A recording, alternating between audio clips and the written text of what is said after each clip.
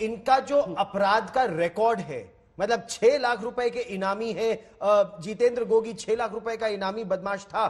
इसका, और वो जो तिल्लू ताजपुरिया गैंग है उसका काला जठेड़ी गैंग, विदेशों में बैठे गैंग से भी इनका नाता था। तो क्या ये कि अंतरराष्ट्रीय गिरोह था जो एक्सटॉर्शन में शामिल था? इनकी जो दुश्मनी थी कॉलेज से शुरू हुई, लेकिन कहते हैं कि दुश्मनी की जो सबसे ज्यादा बुनियाद पड़ी वो थी अलीपुर हरियाणा का वो जो इलाका है वहां पर, गुरुग्राम, यहाँ पे जमीन कब्जाने को लेकर, जो भी ऐसी विवादित जमीन हुआ करती थी उस जमीन पे कब्जा करने को लेकर इनकी दुश्मनी शुरू, क्योंकि दोनों गैंग, कई बार ऐसा हुआ कि एक ही जमीन पे इन्होंने दावा ठोक दिया। फिर धीरे धीरे कौन गैंग कितना ज्यादा ताकतवर है, इसके अलावा दिल्ली और हरियाणा के जो बड़े बड़े गैंगस्टर थे उनके साथ किसकी नजदीकी है, तो एक दूसरे से बड़ा अपने आप को दिखाने की इनकी जो लड़ाई थी स्टूडेंट्स यूनियन से शुरू होती है, श्रद्धानंद कॉलेज से, और फिर ये क्राइम के रास्ते पे चलते हुए जमीन हड़पना, दूसरे गैंग को नीचा दिखाना, दूसरे गैंग को कमजोर करना, अपने गैंग को ज्यादा, और वसूली, क्योंकि बहुत सारे जो बिल्डर थे और इस तरह के लोग थे उनसे वसूली को लेकर भी ये लोग कई टकराए। तो इनकी बुनियाद जो दुश्मनी की थी वो धीरे धीरे बढ़ी, और करीब कहते हैं कि 2016 से 20 तक ऐसे 20 इन दोनों गैंग के बीच में शूट आउट हुए, जिसमें बहुत सारे लोग मारे गए, जिसमें सबसे बड़ा शूट आउट था वो जो बुराड़ी में हुआ था, और उसमें 3 लोग मारे गए थे दोनों तरफ से। तो पुलिस को भी इनकी दुश्मनी मालूम थी, पुलिस को यह भी पता था कि कभी भी हमला हो सकता है, और उसके बावजूद आज रोहिणी कोर्ट में जो कुछ हुआ, इसीलिए फिर ये बात आ रही है कि क्या पुलिस के पास इंफॉर्मेशन नहीं थी, क्या पुलिस ने फिर ताजपुरिया गैंग को हल्के में लिया, और क्या जिस तरीके से गोगी को कोर्ट में पेश किया जाना चाहिए था इवन रूम तक, उसमें कहीं कोताही बरती गई। आमतौर पर यह प्रक्रिया रहती किस तरह है? जब किसी अक्यूज को पुलिस जज के सामने पेश करती है तो अक्यूज को पहले तो हथकड़ी पहनाई जाती थी, फिर यह रहा कि हथकड़ी पहनाना या रस्सी बांधना अमानवीय है, अब किस तरह से पेशी होती है और उसकी सुरक्षा, उस पर दूसरा पक्ष हमला ना कर दे, इसके लिए क्या कदम उठाए जाते हैं? देखिए, जो जेल से जब कोर्ट में लाया जाता तो जेल की अपनी सिक्योरिटी पूरी स्टाफ है, वो उनको जेल वैन में लेकर कोर्ट तक लेकर आते हैं। कोर्ट में चूंकि लाते ही कोर्ट रूम में पेश किया नहीं जाता, तो हर कोर्ट के अंदर एक लॉकअप होता है जहां पे उन कैदियों को रखा जाता है और बाकायदा उनकी निगरानी होती है, उनके साथ पुलिस वाले होते हैं, हथियारबंद पुलिस वाले होते हैं,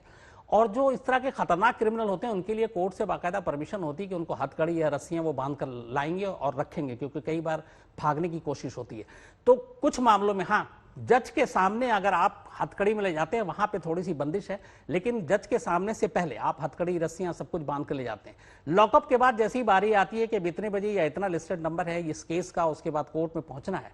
तो वहां से भी उनके साथ सुरक्षा गार्ड चलता है, और वो वही जो जेल से लेकर आया है फिर वो लेकर जाता है, और उसके बाद अंदर ले जाके जहां पे भी अगर उसकी बारी आ गई है तो फिर वो वहां विटनेस बॉक्स या जो अक्यूज का होता है वहां पे खड़ा कर देते हैं, और या फिर वो पीछे खड़े रहते हैं, और जैसे ही फिर उनकी बारी आती है सुनवाई होती है। लेकिन कोर्ट रूम के अंदर भी पुलिस वाले मौजूद होते हैं, यानी आज जब शूट आउट हुआ होगा तब भी पुलिस वाले जिनकी जिम्मेदारी थी गोगी को और उसके साथी को वहां लेकर पेश करना, वो वहां मौजूद होंगे। लेकिन जो खबर आ रही है वो ये है कि ये मालूम था कि गोगी की पेशी, और इसीलिए वकील के यूनिफॉर्म में 2 लोग पहले से ही उस कोर्ट रूम में जाकर बैठ गए, जैसे उन्हें मौका मिला उन्होंने अंधाधुंध गोलियां चलानी शुरू कर दी।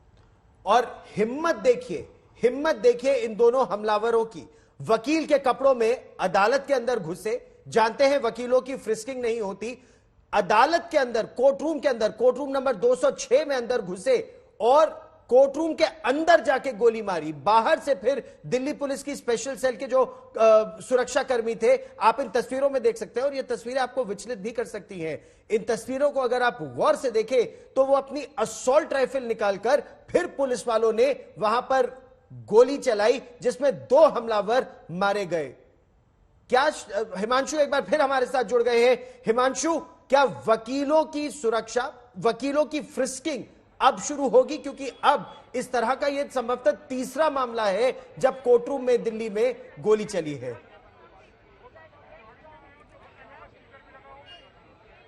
जी बिल्कुल, देखिए इस तरीकों को लेकर के हमने जब यहाँ पर वकीलों से बात की थी तो वो उनके मन में एक घबराहट भी देखने को आया था। हम कुछ वकीलों से बात करते। क्या नाम है आपका? हिमांशु सक्सेना। हिमांशु जी, एक बात बताइए कि अभी आप लोग जब आते थे तो किस तरीके की चेकिंग वकील की होती है? आप लोग अगर हम किसी व्हीकल से नहीं आ रहे हैं, अगर हम अपना व्हीकल बाहर खड़ा कर रहे हैं या मेट्रो से आ रहे हैं, तो ये गेट है हमारा, यहाँ से एंट्री होती है और कोई सस्पेंशन लगता है तो हमें अपना आईडी दिखाना होता है, हम आईडी दिखा के हम अंदर जाते हैं। कोई ऐसी फ्रिस्किंग फिस्टिंग नहीं है, फिस्टिंग नहीं है, ये बार मैं बिल्कुल इस चीज का कहूंगा कि फिस्टिंग नहीं है, कि वकील जाते हैं अंदर। आपको क्या लगता है जिस तरीके की ये बात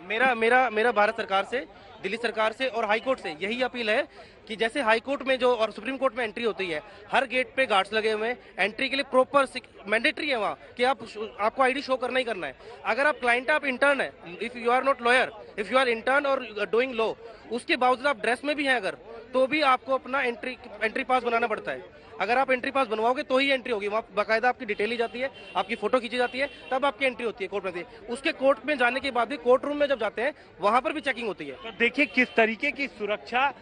बड़े कोर्टों में है, लेकिन लोअर कोर्ट में यहाँ पर जब ये लोग आते हैं, इनका कहना है कि फ्रिस्किंग नहीं होती। अगर पैदल आते हैं तो ये एंट्री, जो कि मैं पहले भी आपको बताया था, इसी एंट्री से वो लोग जाते हैं और एक तरीके से जो ये स्टाफ होता है आमतौर पे जल्दी बदला नहीं जाता। तो ज्यादातर चेहरे जो हैं यहाँ पर गौरव वो फेमिलियर हो जाते हैं जी। लेकिन जिस तरीके से आज की ये वारदात हुई, यहाँ पर दो चीजें हैं। एक तो गनीमत रही कि चूंकि कोरोना की वजह से